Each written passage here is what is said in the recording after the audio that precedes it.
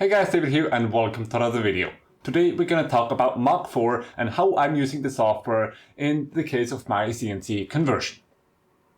Before we get started with the video, I want to give a big thanks to PCBWay. They make super high quality PCBs that are very affordable, so they're perfect for all of you hobbyists out there wanting to get your feet wet with some nice electronics.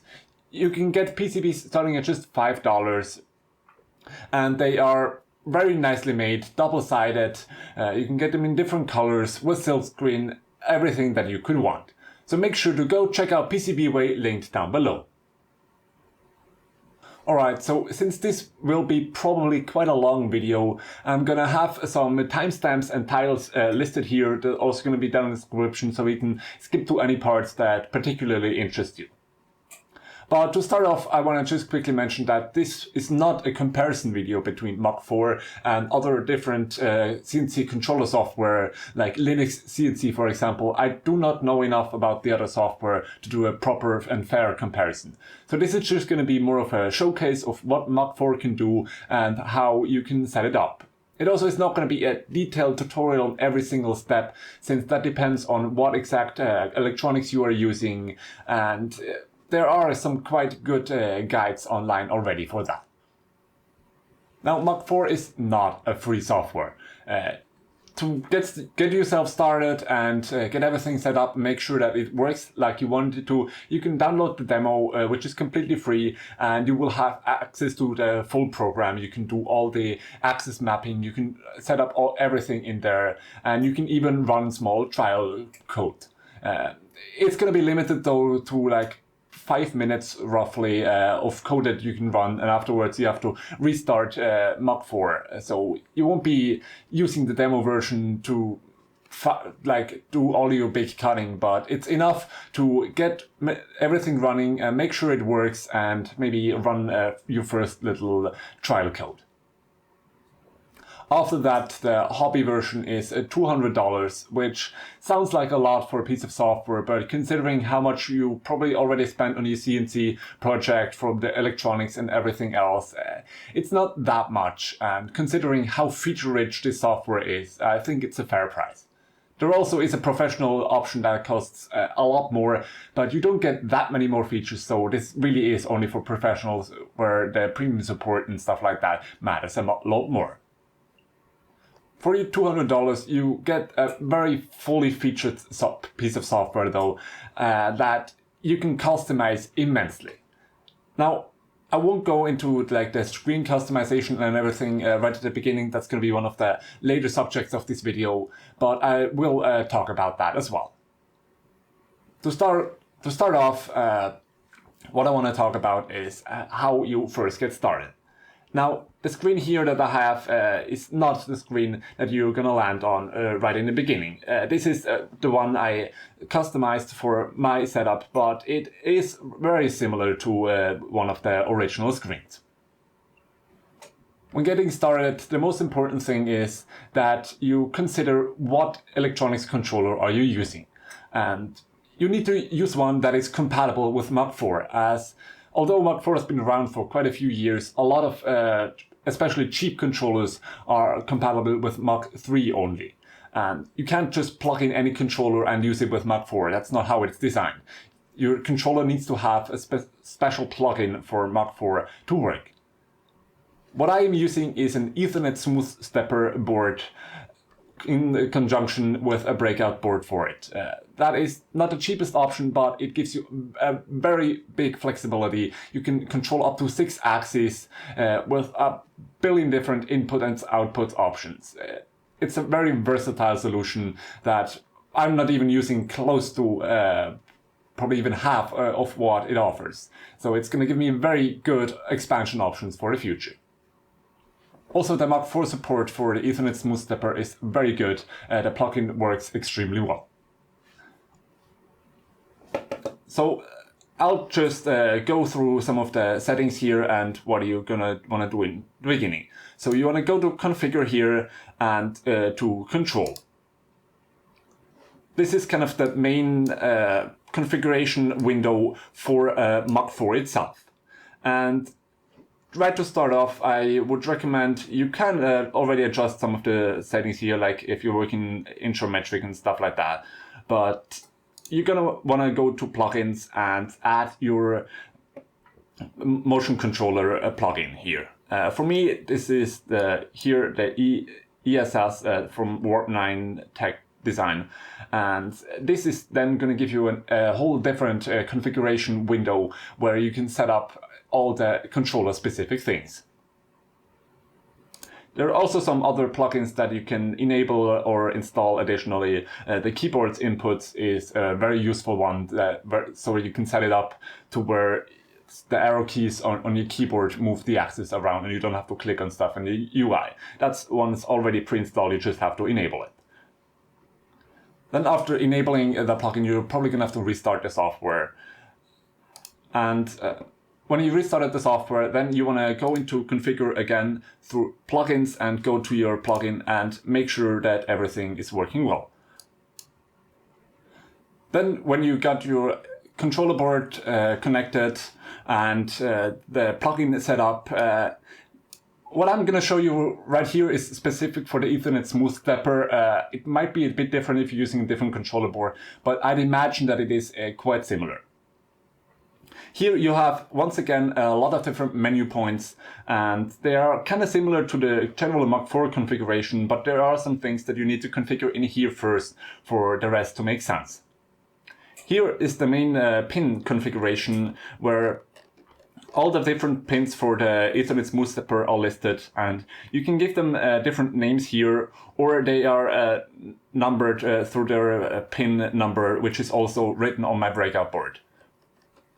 I mainly renamed the pins here for the motors, so X step direction, Y step direction, and Z step direction.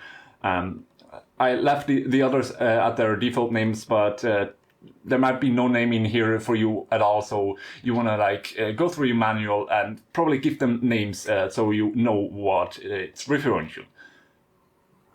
For stuff like input and output pins, you can also change if they're active low or high. Here, that just means that either a low signal is going to be true or a high signal is going to result in true.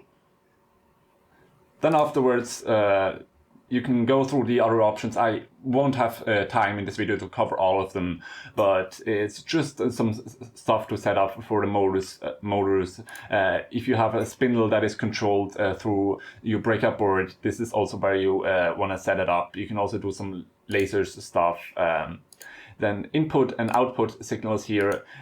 This is why you renamed the pins here, for example. So in pin mapping here, you have to select which pin. But if you renamed it to X step, then for motor 0 step, which motor 0 is for me is the X-axis, you can simply select that and it makes a lot more sense. In here is also where you enable all the different motors and everything. So I just have 3 motors enabled, 0, 1, and 2, with step and directions. I'm not using any of the enable functions, but if you have motors, that, for example, that only need to be worked at certain times, for example, for a tool changer or something, you could hook up the enable to save some power and disable them when they're not in use. You can also see that you can map multiple pins for the same thing. So if you have a router that, for example, has 2 motors for the Y-axis or something like that, you can just map the 2 motors in here and you don't have to hardwire them together. Here in input signals, you can set up all your limit switches and all of that and any other input hardware that you want. You simply also select the pin here and you have to enable it. And right now I only have a Z-axis limit switch hooked up. So that this is so motor 2 home is the only one I have enabled here. And you wanna, if you only have a limit switch for like the end of the axis and also for homing the same thing, you wanna enable it for home and for the limit, either the positive or the negative limit, depending on which side of the axis it is on. Then in the homing tab here, you can set up homing routines and everything. I've not set that up for my case since I haven't had the time yet to hook up all the limit switches, but this is where you would do that. Then the backlash tab here is something that I'm going to come back to later, since that's something you have to set up through Mach4 anyways directly. This is the main things that are set up in the plugin, and now I'm going to go back to the more general configuration of Mach4. This is once again going to be the same for all the different controllers. So in here in the main control configuration window, I already quickly alluded to it. There's just some general things that you can set up, like what kind of machine you're controlling, if it's metric or not, all those kind of things. Then you probably don't have to change much in here, but if you have some specific things that you want to use or do, you can do it in here. I've already mentioned the plugins, and then the motors is the first one that you want to have a detailed look at. Here on the right you can click on the motor, and then it shows you velocity over time diagram here. This is just a representation of the values that you enter down here. Now in my case I'm using millimeters as the units, so first thing you have to set is how many pulses does the motor need to move one unit. That is something you can calculate through the pitch of your lead screw, and depending on how many steps you have set up in your motor drivers.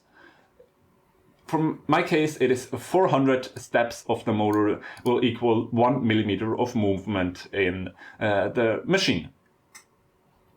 And then the following numbers will depend largely on what kind of setup you have, but I have set the maximum velocity at 1,000 right now. That's just because I'm still testing. I'm hoping to go quite a lot higher for this in the end. And the acceleration at the moment is at 70 units. That's once again because not all the things are perfectly tight yet, but in the end I'm hoping to have a bit quicker acceleration as well.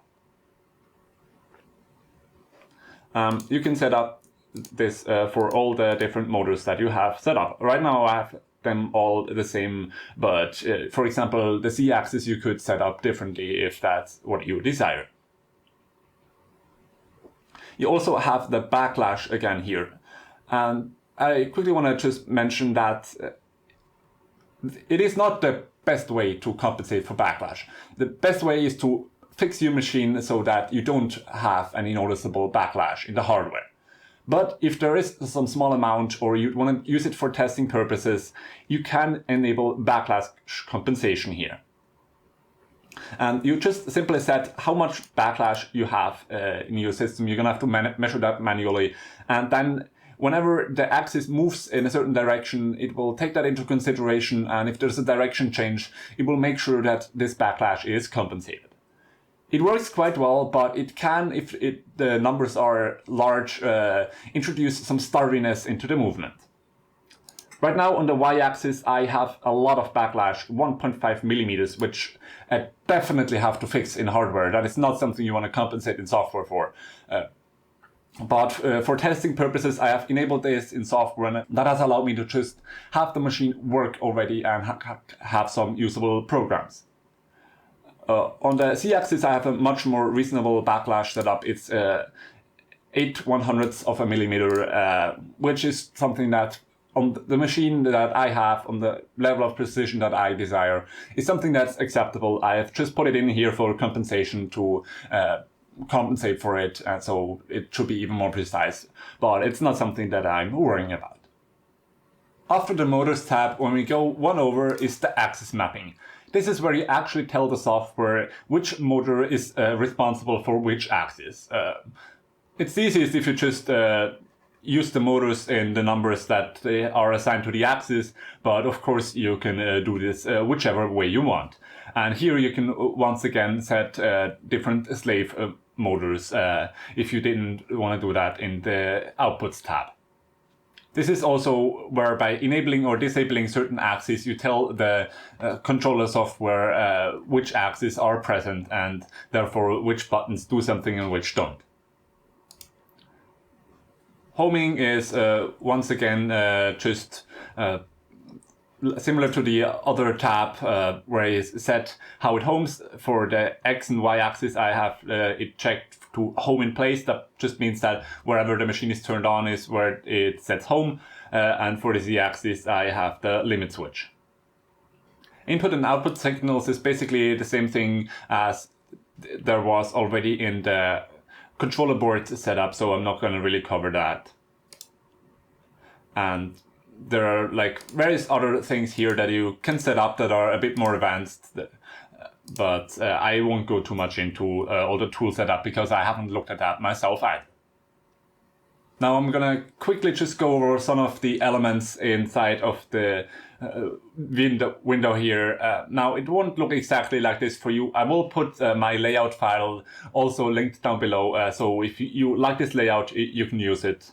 Here in the control, you have your basic machine control, like enabling the machine. This is gonna make it so that you can actually move the axis, but it's also gonna like disable you from changing any configurations. So if you want to change the configuration, you need to disable the machine and enable it to move around. Then cycle start is just starting the G-code, either the G-code you have loaded in here, or if you're manually writing something in here, and that's starting it. Also, if you do feed hold, which just stops the machine right where it is, to start again, you can just press cycle start again. Stop is basically like an emergency off switch. It will stop the program, stop the machine right where it is. If the spindle is also controlled through the software, it will also stop the spindle, but you cannot just simply resume from that. And reset just kind of resets the controller. If there's anything funky going on, that's what you can use. Here, feed rate, rapid rate, you can change the speed at which the machine is going relative to whatever is set. So 100% feed rate would be just the regular feed rate, and then you can either go faster or go slower, depending what you want. Here in this window is where you can load the G-code and edit different things. I have one of the example parts loaded in here, which is just a simple engraving that I did. And you can also click here on edit G-code, which should pop up a window. But right now, oh yeah, here we go. Will pop up a window where you can do simple changes to the G-code. The other most important tab here is jogging, where you can just move around the machine in all the different axes. And there's also a button here to enable and disable the keyboard inputs if that's something you have set up. To use this, you also need to go to Configure, Plugins, and Keyboard Inputs. And here you can add different inputs where you specify which key, and then you specify what function this key does. I just have the arrow keys set up for the X, Y, and Z movement. Now you can also see that right now they're grayed out because the machine is not enabled, but if I click on enable here, the buttons are available to be used. Here on the right is something that I'm not using yet, but will hopefully soon. It's to control the spindle. You can turn it on and off and set the speed as well. Up here, you probably already noticed is the preview of the G-code, which you can see here on the left. You can also, for example, go to a different line, and then you can like start the G-code from that line specifically. MDI here is where you can write some simple G-code manually. If you used it enough, you probably already know most of the G-code commands. So if you just want to do some quick exact movements, that is where you can add this. Up here is your DRO, so your digital readout. It tells you all the different positions.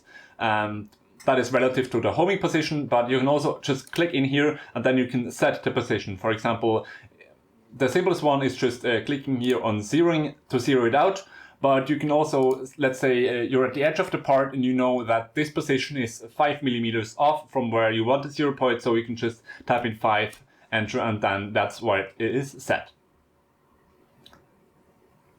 I also just added a button here to turn on and off the light in my enclosure, which is, I will show you in a second how I did that.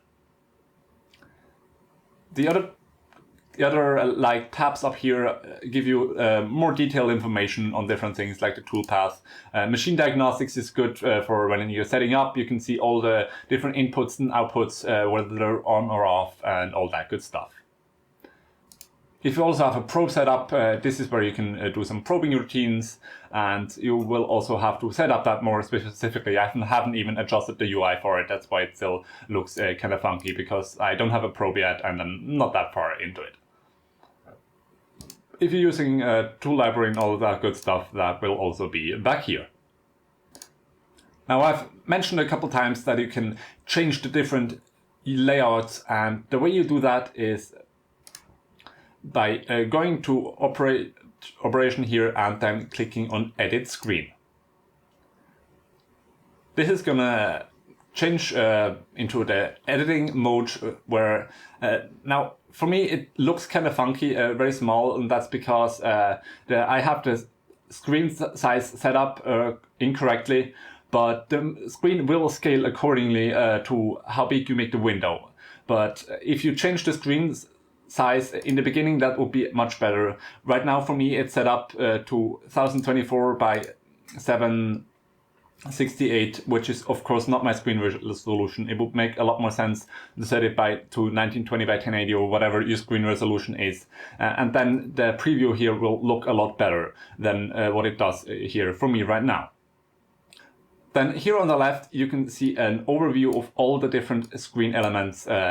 It is somewhat organized into the tabs and stuff, but it will probably take you a while to properly get used to it.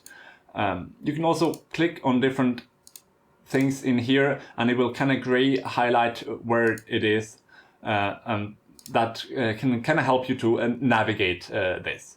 Or you can click directly on UI elements you want to change, like for example the home button here, and then you get the elements down here, the properties that you can change. The label is like the most simplest one. If you want to call it, instead of home, you want to call it whatever, and then press enter, and that's what it is called now. You can also change things like the font size and all of that kind of stuff, and the colors, and you can kind of just play around with that, and there's a whole bunch that you can do in here. If you go over here, it actually gives you the possibility to add the functions to it. Here it has reference all home as the function for this one. You're gonna have to kind of play around with which is the exact one you need for your there is a manual for the screen editor, but I found it not to be that good, and I figured out most of the stuff I needed by trial and error, but it's just gonna take you a little while. And then here you can lock the position if you desire that. Now let's take a look, for example, at this button here. This is one of the ones that I changed. So I just added the color here, that if it is activated, it is green, and otherwise it's not.